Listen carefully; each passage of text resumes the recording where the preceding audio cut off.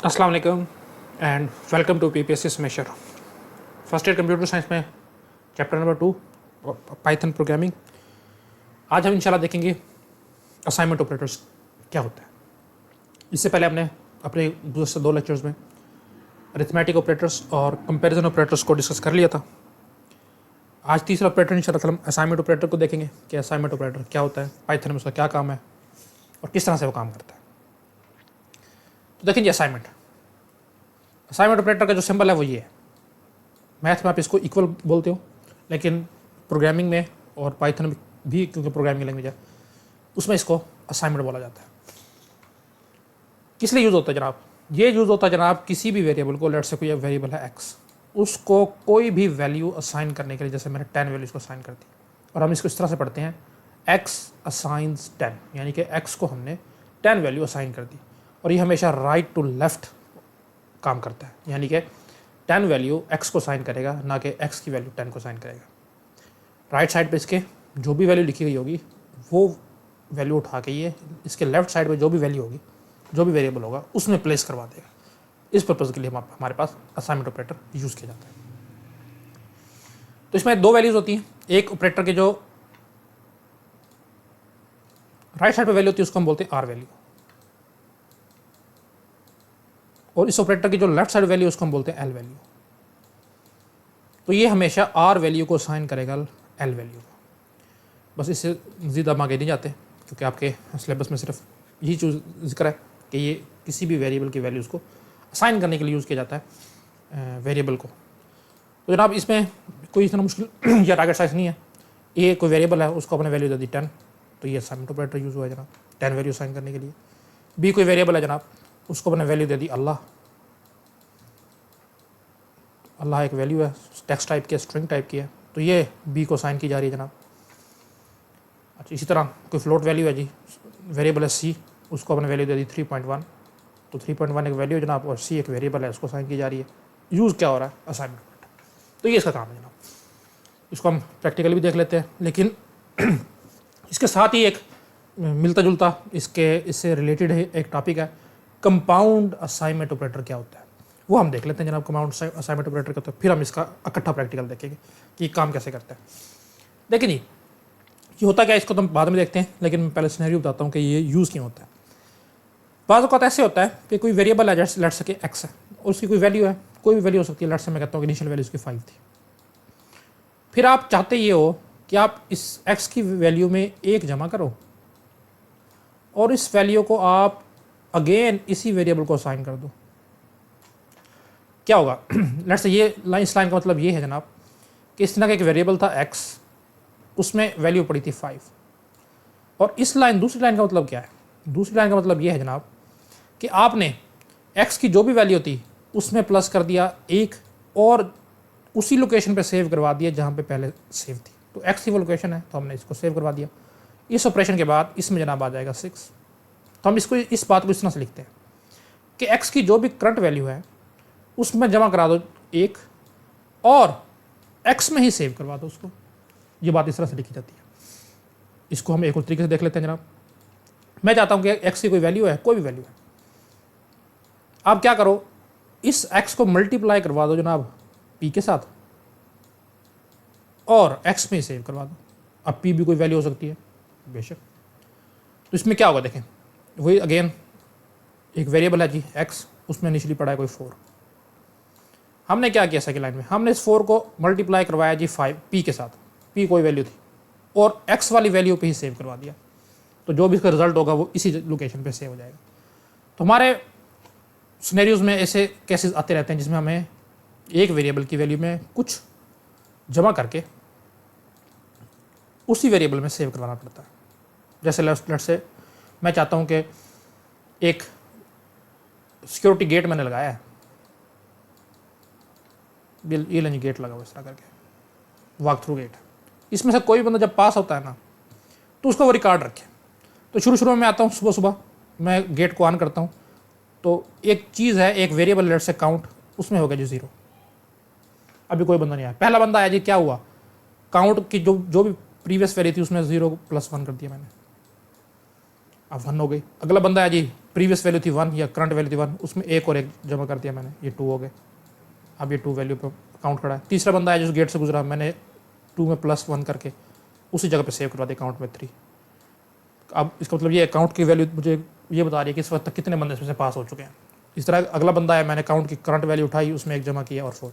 तो अब देख रहे हो कि काउंट की जो भी वैल्यू उसमें हम एक एक प्लस कर रहे हैं। तो इसको मैं प्रोग्रामिंग में किस तरह से लिखता हूँ जनाब, मैं इस तरह से लिखता हूँ कि काउंट एक वेरिएबल है, असाइन काउंट +1। लूप्स में हम इसको बहुत ज़्यादा यूज़ करते हैं।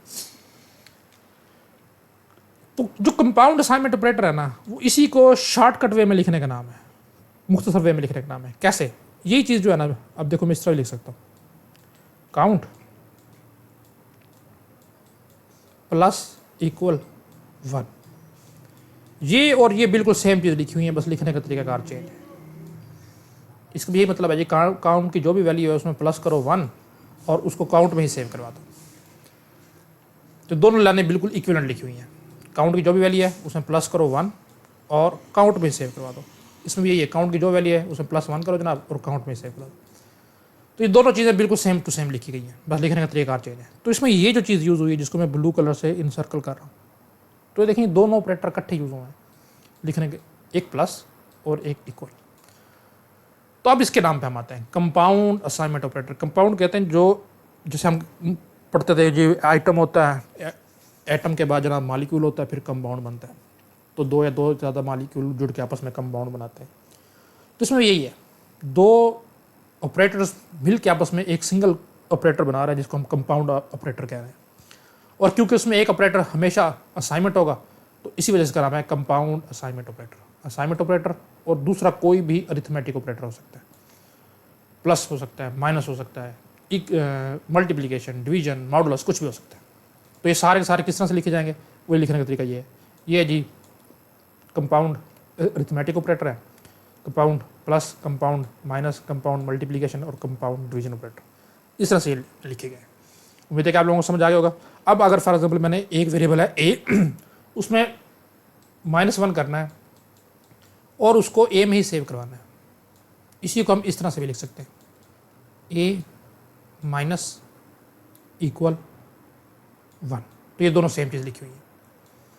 इसी तरह एक वेरिएबल है जी ए, उसको मैंने 2 से मल्टीप्लाई करवाना है और ए में ही सेव करवाना है, तो इसका लिखने का तरीका ये होगा जनाब, मल्टीप्लिकेशन, इक्वल साइन और 2, ये दोनों का एक सेम चीज़ लिखी हुई है। तो इसको हम बोलते हैं जनाब, जो हमारे पास ऑपरेटर आता है इस तरह करने से, कंपाउंड असाइनमेंट ऑपरेटर। उम्मीद है कि आप लोगों को इस चीज़ की समझ आ गई होगी कि कंपाउंड असाइनमेंट ऑपरेटर क्या होता है। अब जनाब हम इसको प्रैक्टिकली करके देख लेते हैं कि ये किस तरह से काम करता है। तो मैं जल्दी से आईडी को ओपन कर लेता हूँ और हम अपना काम स्टार्ट करते हैं। तो देखें जी, पहले हम सिंपल असाइनमेंट ऑपरेटर का काम देखते हैं कि असाइनमेंट ऑपरेटर का काम क्या है। मैं इसको क्लियर कर लेता हूँ। तो देखें जी, एक वेरिएबल है जी, मैंने बनाया ए, उसको मैं वैल्यू असाइन कर रहा हूँ, वैल्यू दे रहा हूँ इस वेरिएबल को 10। अब ये 10 वैल्यू इस ए वेरिएबल को मिल रही है, असाइन की जा रही है, तो उसके लिए मैंने ये ऑपरेटर यूज़ किया, प्लस साइन, इक्वल साइन वाला, जिसको हम बोलते हैं असाइनमेंट ऑपरेटर। तो इसका बस यही काम है। तो मैं इसको आपको प्रिंट करा के दिखा देता हूँ कि क्या वाकई इस वेरिएबल को ए को 10 वैल्यू मिली है या नहीं। तो सिंपल सा प्रिंट मैंने किया जी ए, तो मुझे यहाँ पे 10 शो होना चाहिए। तो ये देखिए 10, तो वाकई इस ऑपरेटर ने इसको ए को 10 वैल्यू दे दी। आप कहते सर इसकी जगह कोई और ऑपरेटर भी तो यूज़ हो सकता है, करके देख लेते हैं जी। ए प्लस 10 मैं कर रहा हूँ और प्रिंट कर रहा हूँ ए, अब देखते हैं जी क्या है। तो देखें जी, वो कह रहा है जी आपने ए जो है उसको हमें पता ही नहीं है कि क्या आपने डिफाइन नहीं किया, उसको वैल्यू नहीं इस तरह करके जा रहा है। जब आप आखिरी क्लासेस में देखोगे, अभी के लिए बस ये है कि इस तरह काम नहीं होता। तो ये था जी सिंपल असाइनमेंट ऑपरेटर। अच्छा, अब हम कंपाउंड असाइनमेंट ऑपरेटर भी देख लेते हैं। अच्छा, ये मेरे पास आ गया, मैं चाहता हूँ जनाब इस ए को मैं मल्टीप्लाई, पहले हम प्लस वाला देख लेते हैं, प्लस करूँ जिसमें 5 और उसको ए में ही स्टोर करवा दूँ। करके देख लेते हैं जनाब। हम इसको यहाँ से उठा लेते हैं। ए की प्रीवियस वैल्यू जनाब मेरे पास थी 10, मैंने क्या किया 10 में जमा किया 5, तो ये हो गया 15, और 15 में ए में ही सेव करवा रहा हूँ। तो यहाँ पे ए है तो 15 शो होना चाहिए। तो देखें जी 15 शो हो गया। हाँ, आप इसको बेशक यहाँ पे बी में स्टोर करवा लो। अब देखो बी अगर मैं यहाँ पे प्रिंट बी करूँगा फिर तो ये शो करेगा 15, करके देख लेते हैं। बिल्कुल जी, लेकिन अगर यहाँ पे मैं ए करता हूँ अब ये 15 शो नहीं करेगा, क्योंकि मैंने ए की जगह पे सेव नहीं करवाया इसको, मैंने जब सेव करवाया बी की जगह पे। ए में अब पहले 10 पढ़ा था, अब 10 ही पढ़ा होगा अभी भी। हम इसको प्रिंट करा के देख लेते हैं, ये देखेंगे 10 है। लेकिन मैं चाहता हूँ कि यार ये काम इस तरह से हो कि ए में 5 जमा भी हो और सेव उसी जगह पे हो जहाँ पे पहले ए की 10 वैल्यू पड़ी थी, यानी कि ए में ही अपडेट हो। अब मैं देखूँ जी, अब 15 आना चाहिए में, यस। तो बस यही काम था, इसी को लिखने का शॉर्टकट वे है। मैं इसको कर देता हूँ अभी कमेंट। अगर आपको नहीं पता कि कमेंट क्या है तो आप मेरा कमेंट वाला लेक्चर देख सकते हैं। अच्छा जी, मैंने इसको कर दिया कमेंट। अब मैं इसी को एक और वे में लिख के दिखाता हूँ, जिसको हम बोलते हैं कंपाउंड असाइनमेंट ऑपरेटर में लिखना। ए प्लस करवाना चाह रहा था मैं तो प्लस और इक्वल और 5, जो वैल्यू मैं कराना चाहता था 5। ये भी वही चीज़ है जो ऊपर लिखी हुई थी कि ए में 5 जमा करो और ए में ही सेव करवा दो।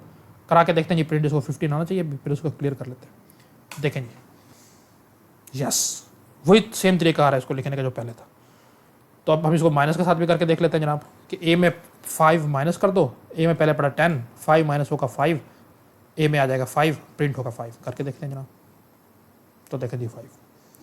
इसी को जनाब आप मल्टीप्लिकेशन के साथ कर सकते हो कि ए की जो भी वैल्यू थी यानी कि 10 थी, उसको जो आप मल्टीप्लाई कर दो किसके साथ, 5 के साथ। 10 मल्टीप्लाइड बाई 5 50, तो प्रिंट हो रहा था जी 50, करके देख लेते हैं जनाब। बोले जी 50 आ गया।